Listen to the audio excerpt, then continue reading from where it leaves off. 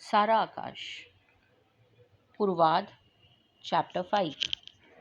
एक दिन खाना देते समय मुन्नी ने पूछा, भैया तुम भाभी से ज़रा भी नहीं बोले? मैंने आशय जानने के लिए उसका चेहरा देखा और थाली अपनी ओर खींचते हुए संक्षिप्त सा उत्तर दिया, नहीं। स्वर में जरा भी उत्सुकता नहीं थी। हाँ, कौतूहल ज़रूर हुआ कि मुन्नी को यह बात सूझी क्यों। दूसरी शादी करोगे? वह चूल्हे के सामने बैठी एक कोयले से यूं ही जमीन पर निरर्थक कुछ काटती रही। हाँ, एक शादी करा के तो उसे गला ही रही हो, दूसरी किसके नाम को रोएगी? अचानक मेरे मुंह से निकला। तभी सहसा पहली बार क्षण के लिए अविभाज्य खंड से मेरे यह बात बिजली की तरह कौंध उठी कि हम सब घरवालों के व्यवहार से प्रभा जाने कितनी दुखी हुई होगी। उसकी ओर से कभी भी किसी ने सोचा ही नहीं। अब तो इस तरह सब उसे भूल ही गए जैसे वह मर गई। अचानक दिमाग में आया, कहीं अत्यंत दुखी होकर उसने यह लिख तो नहीं दिया कि अगर मैं उससे खुश नहीं हूँ तो दूसरी शादी कर लूँ। पढ़ी और सुनी इस तरह की कई लड़कियों की बातें दिमाग में आई। मन हुआ पूछूं, प्रभा ने कुछ लिखा है क्या? निगला हुआ कौर न जाने की शक्ति से उलटकर ऊपर आने लगा। मुझे खाना बेस्वाद लगने लगा। भूखी मर गई। उठते हुए ज्वार को एक एक घूंट पानी से दबाकर पूछा, तुझसे कौन कह रहा था, अम्मा? नहीं, यूं ही पूछ लिया। मुन्नी टाल गई। फिर जाने क्या मेरे चेहरे की ओर देखकर बोली, रात को खाना वाना खाकर जब भाभी अम्मा के पैर दबाती है तभी अक्सर इस तरह की बातें होती है। वह अपनी कलाई ऊंची करके हाथ की चूड़ियां उठाती गिराती रही। मुन्नी, मैं सच कह रहा हूँ, मैं घर छोड़कर भाग जाऊंगा। भले ढंग से पढ़ना चाहता हूँ सो पढ़ाया तक तो जाता नहीं। अब 4-4 शादियां करा के रख दो, मैंने रुआंसे स्वर में कहा। वह थोड़ी देर चुप रही, फिर बोली, अच्छा भैया एक बात बताएं। स्वर में लगा जैसे कोई रहस्य खुलना चाह रही है। मेरे चेहरे पर सवाल उभर आया। तभी सहसा द्वार पर भाभी खड़ी दिखाई दी। पूरा खाना बनाने की जल्दी में सिर्फ नहाकर चली आई थी। ढेर के ढेर निचुड़े कपड़े कंधों पर पड़े थे। देखते ही बोली, ओह, आज तो मुन्नी बीबी खाना दे रही है। मैं इसीलिए भागी आई कि लाला जी तो चुपचाप बैठे होंगे कि कोई खाना दे दे तो खा लें, फिर उठकर चले जाएंगे बिना खाए पिए। हमारे लाला जी तो जाने क्या हो गया है। वह धीरे से सामने वाले दीवार से पीठ टिकाकर बैठ गई। थकान से हाँफ रही थी, पेट से थी। कंधे से सारे कपड़े उतारकर मुन्नी की ओर बढ़ाकर खुशामद के स्वर में बोली, मुन्नी बीबी कैसी अच्छी हो, जरा इन्हें सुखा दो। अच्छा जी, हम ही मिले हैं काम कराने को, अपने आप क्यों नहीं सुखाती? मुन्नी ने नखरे से कहा।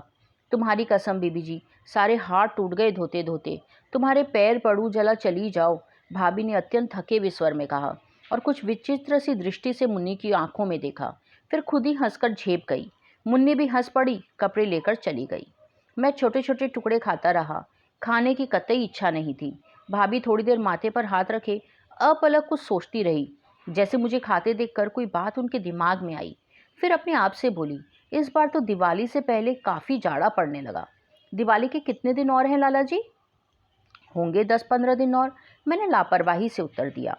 उंगलियों की पोरों पर हिसाब लगाकर वे बोली, इस दिवाली को ठीक 6 महीने हो जाएंगे तुम्हारी शादी को, और ये 6 महीने बीत गए। एक एक दिन चाहे कितनी घुटन में काटा हो, लेकिन अब लगा ये समय कितनी जल्दी गुजर गया। पता नहीं इस बीच प्रभा का क्या हुआ। घर में एकाध पत्र तो आया ही होगा। सोचा बाद में मुन्नी से पूछूंगा, लेकिन मुन्नी मुझसे क्या कहना चाहती थी? आज ये सब लोग मेरी शादी की बातें क्यों कर रहे हैं? इधर मेरे स्वभाव में यह विचित्र बात आ गई कि उत्सुकता और उल्लास एकदम मर गया। जानने की उत्कंठा एकाध बार मन में उठी और मर गई। सोच लिया शायद घर में ही कोई बात हुई होगी। तुम्हारा ब्याह भी क्या हुआ लाला जी? बड़े निराश और अपनेपन के स्वर में गहरी सांस लेकर भाभी अनमयस स्वर में बोली, क्या क्या अरमान थे, सब पर पानी फिर गया। लेन देन की तो खैर कोई बात नहीं, एक आध साल में आई गई बात हो जाती है, लेकिन वह महारानी जी तो जिंदगी भर के बंध गई। उन लोगों ने शायद भेजने को लिखा है। उनकी पिछली बात न सुनकर मैं बोला, तुम्हें ही तो बड़ा शौक लगा था, तुम ही मरी जा रही थी, बहू ऐसी है वैसी है। लो सुनो लाला जी की बातें। मैं क्या उसके पेट में घुसकर देख कर आई थी? सुनी सुनाई बात कह दी। फिर गहरी सांस ली। ओफो, हद है घमंड की भी। आने जाने के नाम खाक धूल नहीं, और घमंड ऐसा, कसम से कहती हूँ मैं तो इतनी बड़ी हो गई ऐसी घमंडीन औरत अपनी जिंदगी में नहीं देखी। बोलो, गुण कर्तव्य हो तो नखरे भी सहे, कोरे नखरे कौन उठाएगा? असल में उन्होंने लेना चाहा पढ़ाई और खूबसूरती के रौब में, सो ऐसी राजा इंदर की परी भी नहीं लगी। भाभी के मुंह के भाव को देखकर मैं चुप हो गया। फिर न जाने क्या सोचकर बोली, हंसी तो मुझे तब आई जब घड़ी हाथ में बांध के रानी जी चौके में गई। वैसे तो मैं ही चुप हो गई, लेकिन जब उसने कहा कि दाल तो मैंने चख ली थी, तो अम्मा जी तो उस पर ज़मीन आसमान एक कर देती। मैंने कहा जाने दो, बोलो जिस आदमी को सबसे पहले खाना है पहले वह खाएगा, तुम चखने वाली कौन हो। मैं ऊब उठा था। कॉलेज को देर हो रही थी। कहा भाभी कॉलेज को देर हो रही है, वह खाना नहीं जाता। मुन्नी ने ज़्यादा ही रख दिया था और मैं चला गया। वह पीछे से कहती रही, हाय अभी तुमने खाया ही क्या है लाला जी, तुम्हें मेरी कसम इस रोटी को तो मत छोड़ो। नहीं भाभी, पीरियड ख़त्म करके आऊँगा तब खा लूँगा। चलते चलते सुनाई दिया नकली हंसी में लपेट कर कहा गया उनका वाक्य, आ तो रही है लेकिन दबा के रखना लाला जी, कह देती हूँ कसम से पछताओगे। पुरुषों की चुप्पी, स्त्रियों का यह विचित्र व्यवहार, समझ में ही नहीं आता इन दोनों का क्या अर्थ समझूं। लेकिन मन में जैसे सुबह से ही मेरा मन बिगड़ गया। आज अचानक बार बार मन की उदासी से यह बात उठ उठ कर झांकने लगी। 6 महीने हो गए, जाने उसका क्या हुआ। मुझे तो वह एक खत भी नहीं लिख सकती थी। शायद मैं पढ़ता और उपेक्षा से फाड़ कर फेंक देता, लेकिन क्या उसे पत्र भी नहीं डालना चाहिए था। इस बीच में कैसी होगी वह, उस आघात के बाद उस पर क्या असर पड़ा होगा। न जाने क्यों एक दुर्निवार मचलन हृदय में हुआ कि किसी तरह से पूछूं कि क्या हुआ, क्या क्या कहा होगा उसने अपने घर जाकर। कभी कभी तो मैं सिहर उठता हूँ। सारी जिंदगी इस घमंडी लड़की के साथ कैसे कटेगी, हमारा और उसका भविष्य क्या होने जा रहा है।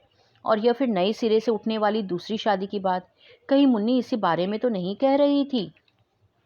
बोर्ड की फीस मांगने अम्मा के पास गया तो 25 रुपए का नाम सुनकर ही उनका तो मुंह ही खुला रह गया। हाय इतने रुपए कहाँ है मेरे पास भैया, अपने बाबूजी से ही मांगना। बाबूजी से ना मांगना पड़े इसलिए तो अम्मा के पास गया था। अब दिल धड़क रहा था। एक बार भाई साहब भाभी से मांगने की बात मन में भी आई, लेकिन जानता था या तो उनके पास भी नहीं होंगे, या जो वक्त बेवक्त के लिए 25-30 रखे भी होंगे तो वो देंगे नहीं। बाबूजी कल बोर्ड की फीस जानी है। जैसे तैसे उनके पास जाकर मानो अपने आप से बोला। पहले तो चुप बैठा रहा और सिर झुकाकर निहायत ही मरियल स्वर में कहा, जैसे शराब पीने के लिए रुपए मांग रहा हूँ। सांझ घिरे बाबूजी एक खाट की अदवाइन को कस रहे थे। मेरी ओर पहले तो देखते रहे, फिर घनघनाती सी आवाज में बोले, कितनी? 25। शब्द का उच्चारण मैंने इस तरह किया मानो मेरे जीवन की 25 सांसें ही बाकी है। उन्होंने हुंकारी भरी और फिर एक रस्सी को खींचा। उसे कूहनी से दबाकर बोले, ये मेरी पेंशन के 25 रुपए आए हैं, सो रख लो। हमारा क्या है, हम तो हड्डे पेलने हैं जिंदगी भर, कर सुख तुम्हारे लिए करेंगे। करम में लिखा के ही लाए हैं, लड़के धींगरे ऊँट हो जाए तब तक खिलाना है, खिलाएंगे। कल परसों अमर रो रहा था, उसकी फीस भी जानी है। अभी दिवाली गई है, खर्चे के मारे ढेर हुआ जा रहा है। कमाने वाला एक धीरज है, सो तुम उसे चूस के खा जाओगे, साफ दिखी तो रहा है। उन्होंने कमीज के भीतर हाथ डालकर बनियान की जेब से नोट निकाले और बिना गिने मेरे सामने खाट पर डाल दिए। लो उठा लो। यो खड़े खड़े मेरा मुंह क्या ताक रहे हो। मेरी हिम्मत नहीं थी कि सामने पड़े नोटों को उठा लूं। एकदम मन में आया कि यूं उल्टे पैरों चला जाऊं और इस सारी पढ़ाई लिखाई में लात मारकर कहीं से लाकर रुपया इतना बड़ा ढेर लगा दूं कि इन लोगों का मन ही भर जाए। कहूं, लो रुपया कितना चाहिए, रुपया रुपया रुपया। एक बार मुझे यूं खड़ा देखकर बाबूजी ने सिर झुका लिया, फिर एकदम बदले हुए स्वर में बोले, कितनी परेशानियां हैं समर, तुम ही सोचो, हमारा ही दिल जानता है। बताओ मैं क्या करूं, कहीं दोबारा नौकरी करने को हाथ पैरों में दम भी नहीं है। उधर इस धीरज की बहू के भी तो दिन पूरे हो रहे हैं। जान को एक नई आफत। बहू, पहली बड़ी बहू का पहला बच्चा है। तुम जानो कम खर्च होगा, सारे बच्चे स्कूल कॉलेज जाने वाले हैं, ठीक समय पर उन्हें भी तो खाना पहनाना होगा। तुम्हारी अम्मा चूल्हे में सिर झोंकते झोंकते इस हालत को आ गई है। बुढ़ापे का शरीर है, बहुत किया उस बेचारी ने, अब नहीं होता। 30 साल से बिना सांस लिए काम कर रही है। ना हो तो जरा जाकर अपनी बहू को ही लिवा लाओ, कुछ तो मदद मिलेगी। नौकरी कॉलेज वालों को खाना तो ठीक समय पर मिल जाएगा, कुछ मुन्नी हाथ बटा देगी। अब मुन्नी को भी तो यहीं रहना है, सारी बिरादरी के लोग थूकते हैं, लेकिन क्या करें, एक मुसीबत है। सारी स्थिति को बाबूजी के दृष्टिकोण से देखकर उस क्षण सचमुच उनकी मजबूरी पर मुझे दया आ गई। अगर वे कटखने या चिड़चिड़े हो गए हैं तो इसमें उन बेचारों का क्या कसूर। बेचारे कहाँ तक करें। गले का घूंट लील कर बड़ा साहस करके मैंने कहा, बाबूजी अमर को भेज दीजिए, मैं नहीं जाऊंगा। उनका स्वर एकदम बदल गया, कड़क कर बोले, अमर चला जाएगा? तुम्हारा तो दम निकलता है ना बहू का नाम सुनकर। भेड़िया है, सुखा जाएगी। अच्छी थुकवा औलाद हुई है। सब अपने अपने को ना जाने किस लाट साहब का बच्चा समझते हैं। किसी का कुछ दिमाग ही नहीं समझ आता। मुझे भी देखना है कब तक नहीं बोलेगा। लाख समझाया कि दूसरे की लड़की है, क्या समझेगी, क्या कहेगी अपने घर जाकर। हमें और भी तो शादी ब्याह करने हैं। लोग दुनिया भर की बातें करते हैं, किस किस का मुंह पकड़ोगे। लेकिन बेटे हैं, अपने तीरंदाजी में ही अपने को कुछ नहीं बचते। असल कहो तो जिंदगी भर मत बोलियो।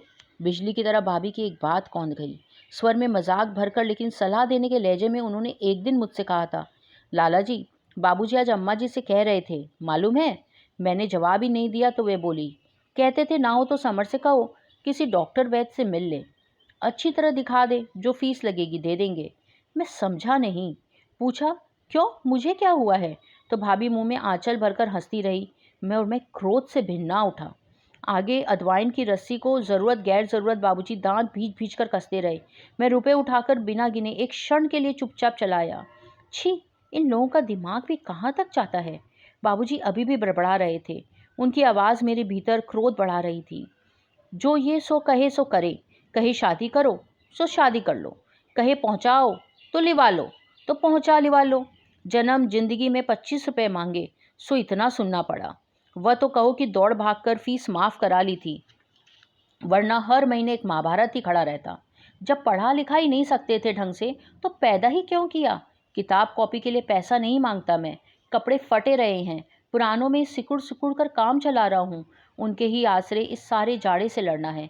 एक पैसा सिनेमा आने जाने को खाने को नहीं मांगता। उस पर यह हाल है। हम धिंगरे ऊँट हो गए हैं। अरे तुम्हें तो लगे तो बुलाओ बहू को, ना लगे तो जिंदगी भर मत बुलाओ। मुझसे पूछकर ही सारे काम होते हैं क्या? ऐसा तो मेरा कहना मानते ना हो। शादी कराते वक्त सुनी थी मेरी बात। उस वक्त तो तुम लड़के हो, चुप रहो, ज़्यादा ज़बान लड़ाई तो तुम्हारा सिर फोड़ देंगे। सिर फोड़ देंगे ये, अब फोड़े ना सिर। मैं ही रह गया हूँ इस सारे घर में ले जाने के लिए। अमर क्यों नहीं जा सकता? छोटा है कहकर उसकी आदतें बिगाड़ ली है। हमें क्या है, भुगतना तो खुद आगे जाकर है। हाँ, मैं भी दिखा दूंगा कि ज़िंदगी भर बोलता हूँ कि नहीं।